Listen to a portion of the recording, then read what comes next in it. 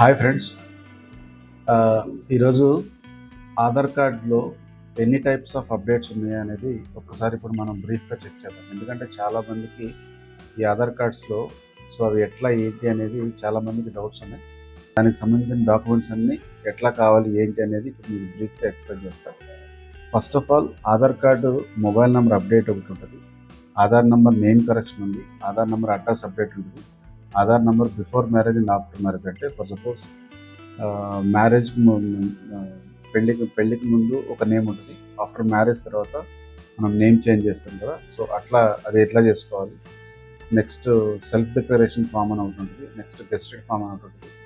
So, ఇవన్నీ ఎట్లా చేయాలి, దానికి సంబంధించిన డీటెయిల్స్ మొత్తం బ్రీఫ్‌గా ఒకసారి నేను మీకు ఆ డాక్యుమెంట్స్ ఏం కావాలనేది ఎక్స్‌ప్లెయిన్ చేస్తా. ఆఫ్టర్ దట్ అవి ఇండివిడ్యువల్‌గా ఆ ఫార్మ్స్ ఎలా ఫిల్ చేయాలనేది కూడా మీకు బ్రీఫ్‌గా ఎక్స్‌ప్లెయిన్ చేస్తాను. ఫస్ట్ ఆఫ్ ఆల్ మీకు చాలామందికి ఏమవుతుందంటే ఆధార్ కార్డ్‌లో అన్నీ కరెక్ట్‌గా ఉంటాయి. సో, ఫోన్ నంబర్ మార్చుకోవాలి. అయితే ఏంటంటే దానికి సెపరేట్‌గా ఒక ఫామ్ ఉంటుంది. ఆ ఫామ్‌లో చాలామంది ఏం చేస్తారంటే ఫోన్ నంబర్ అప్డేట్ చేసుకునేటప్పుడు ప్రతిదీ రాసేస్తారు. దానిలో ఉన్న ఈచ్ అండ్ ఎవ్రీ ఫీల్డ్స్ అనేది ఎంటర్ చేస్తారు. సో, అట్లా చేయకూడదు. ఏదైతే అప్డేట్ చేద్దాం అనుకుంటున్నామో అదొక్క ఫీల్డ్ మాత్రమే మనము అక్కడ టిక్ చేసుకోవాలి. ఫర్ సపోజ్ మనకి అప్లికేషన్ ఫామ్ ఉంది. ఫర్ సపోజ్ నేను 18 ఇయర్స్ అబోవ్ నాకు ఒక ఫామ్ కావాలి. నేను మొబైల్ నంబర్ అప్డేట్ చేసుకోవాలి. ఒకవేళ నేను మొబైల్ నెంబర్ అప్డేట్ చేసుకోవాలనుకుంటే మనకు ఆన్లైన్‌లో 18 ఇయర్స్ అబోవ్ అప్లికేషన్ ఫామ్ ఒకటి మీకు దొరుకుతుంది. అక్కడికెళ్ళి మీరు ప్రింట్‌ఔట్ తీసుకొని ఆ ప్రింట్‌ఔట్‌లో మీరు చేయాల్సింది ఏంటంటే అప్డేటెడ్ ఆధార్ అనేది టిక్ చేసుకొని మీ ఏదైతే నేమ్ ఉందో అది క్యాపిటల్ లెటర్స్‌లో మీ నేమ్ ఎంటర్ చేసుకొని కింద మీకు ఒక డీటెయిల్స్ ఉంటాయి. అది ఏదైతే అప్డేట్ చేసుకోవాలో అది మాత్రమే సెలెక్ట్ చేసుకోవాలి. అట్లా ప్రతి ఒక్క దానికి ఏమేమి డాక్యుమెంట్ రిలేటెడ్ కావాలో అనేది చూసుకోవాలి. ఫర్ సపోజ్ నేమ్ కరెక్షన్ ఒకటి ఉందనుకోండి. నేమ్ కరెక్షన్‌కి ఏం కావాలి?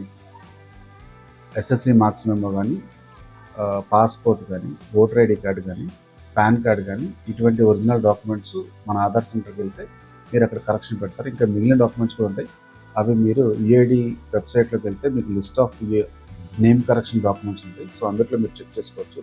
నేను ఇప్పుడు రఫ్‌గా ఒక 4, 5 డాక్యుమెంట్స్ మెయిన్‌గా రెగ్యులర్‌గా వాడేవి అవి మీకు చెప్తున్నా. సో, ఇవి కాకుండా మీకు ఇంకా లిస్ట్ ఆఫ్ డాక్యుమెంట్స్ మీకు యూఐడీ వెబ్‌సైట్‌లో ఒకసారి మీరు అది కూడా క్రాస్ చెక్ చేసుకోండి.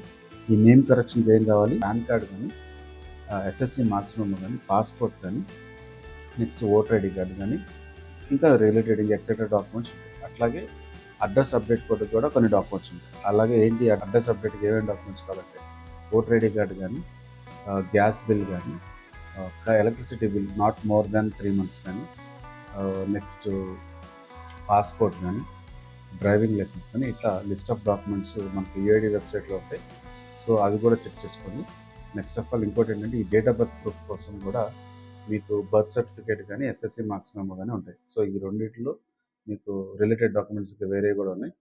అయితే ఇప్పుడు మీరు తెలుసుకోవాల్సింది ఏంటంటే ఈ డేట్ ఆఫ్ బర్త్ కరెక్షన్స్ అనేది ఒకసారే అవుతుంది.